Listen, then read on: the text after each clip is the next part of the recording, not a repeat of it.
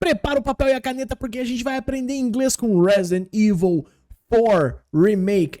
Eu adoro esse jogo, velho. Então, vamos lá, porque tem muito conteúdo pra gente explorar nesse jogo tão maravilhoso. Bora!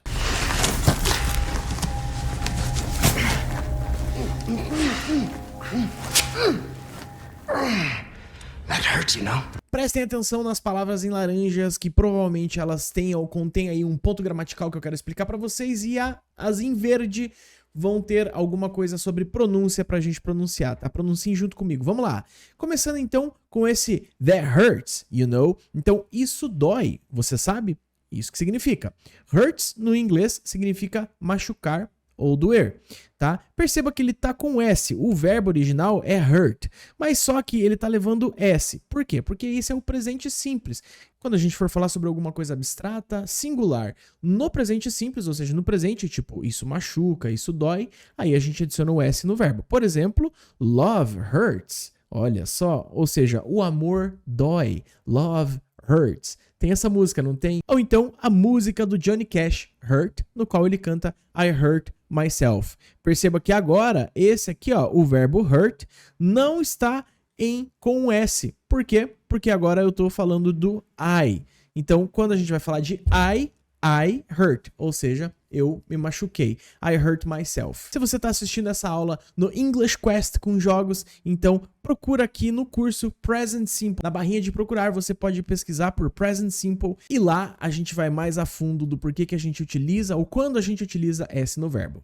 Vamos continuar. That hurts, you know? Seemed like you really wanted to talk.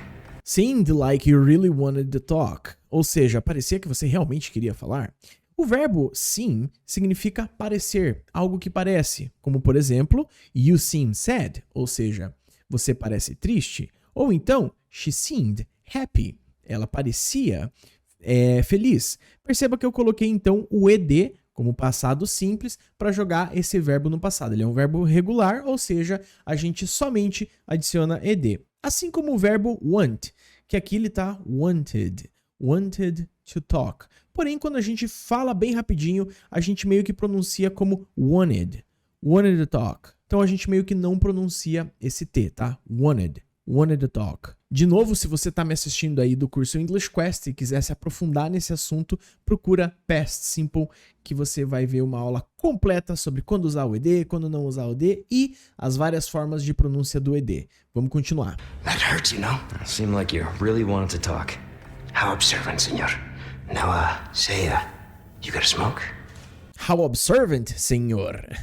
Now say, ou seja, que observador, senhor. Agora, diga, o que ele quis dizer com how observant? Ele quis dizer que observador. Então a gente utiliza o how para quando a gente for dar uma ênfase no adjetivo. O how não é só utilizado na pergunta. Como por exemplo, how beautiful you are. Ou seja, que bonita que você é. Ou então, olha só esse próximo exemplo aqui.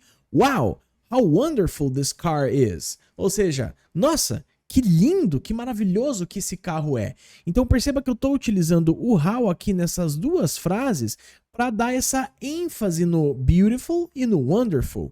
É muito comum a gente utilizar isso em frases positivas. Você utiliza o how mais o teu adjetivo que você quer enfatizar. Então daí o how faz esse papel aí de que, quão bonito, quão lindo. You got a smoke? Ou seja, você tem um cigarro? A ideia do you got a smoke, ou seja, you got a, no sentido de pergunta, é do you have a. Só que do you have a é no sentido mais formal. A gente utiliza para perguntar algo um pouco mais formal. Já you gotta, no sentido de perguntar, é num sentido um pouquinho mais informal. Ambos significam você tem, no sentido de pergunta. Olha só esse exemplo. Do you have a car? Isso é formal. Ou seja, você tem um carro? Agora, você pode perguntar também, you got a car? Ou seja, isso é informal, mas tem o mesmo sentido de pergunta de você tem um carro? É muito comum a gente utilizar também a palavra any com essa estrutura you got. You got any money? Ou seja, você tem algum dinheiro? O any está fazendo esse papel de algum. Lembrando que smoke, traduzindo, significa fumaça. Porém, é uma gíria você utilizar you got a smoke no sentido de perguntando de você tem fumaça? Ou seja, você tem um cigarro. A gente utiliza o smoke no lugar da palavra cigarette. Cigarette seria cigarro.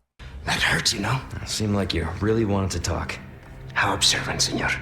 Now, say, you got a smoke? You know, those things will kill you. You know, those things will kill you. Ou seja, você sabe que essas coisas vão te matar. Então a gente utiliza o will mais um verbo normal, ou seja, sem ing, sem nada, somente o verbo na forma básica dele mesmo para indicar esse verbo no futuro.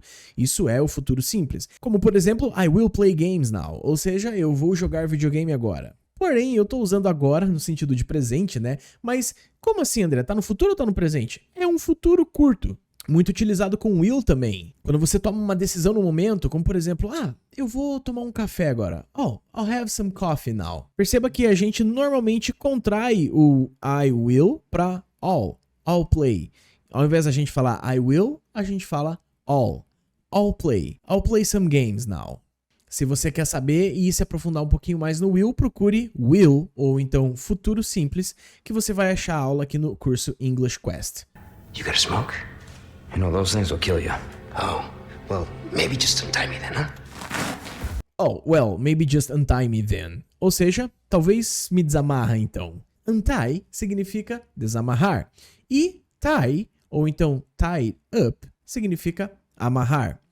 Pode ser alguém, ou então pode ser qualquer outra coisa, como por exemplo, o seu sapato ou um nó numa corda. Toma cuidado que tie também significa empate, ou então tie de um pedaço de roupa, gravata, aquele que você coloca no seu pescoço, tá? Ele significa gravata também.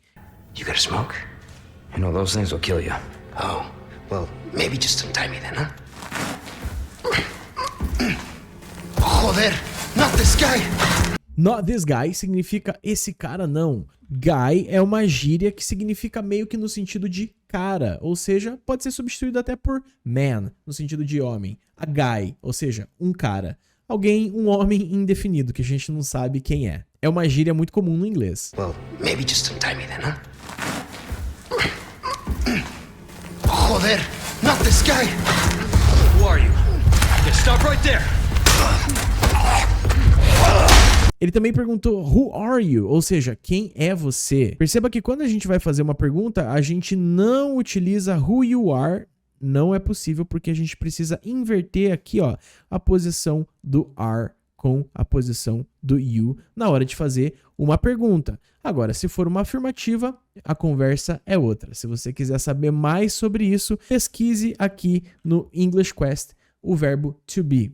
Lá vai ter uma aula completa sobre esse cara aqui. E stop right there significa pare aí mesmo. Quando a gente vai dar uma ênfase no lugar do tipo aí mesmo, então a gente utiliza essa estrutura aqui do right there. Só que quando a gente está falando, a gente meio que junta esses dois T's aqui, ó, e fica right there, right there. Meio que eu não pronuncio esse T do right. Então eu não falo right there. Isso é muito demorado para falar na hora de uma frase. Então, na hora da frase, a gente está falando acelerado. Então, a gente fala right there, right there. Perceba que esse TH é também com som de abelha. Língua entre os dentes, there. Agora, você vai ouvir a primeira parte dessa cena sem legenda, sem português, sem nada. Somente o áudio e nada mais. E vamos ver se você vai pegar.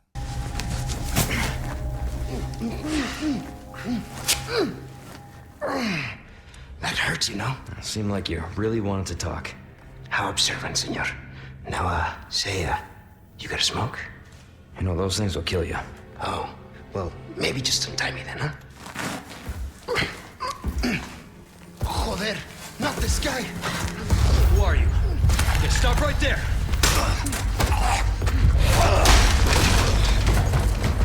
E aí, como é que foi? Conseguiu pegar o vídeo completo? Espero que sim. Se você curtiu essa aula, se inscreve aqui no canal e deixa o like se eu te ajudei de alguma forma. Até a próxima, guys. Bye!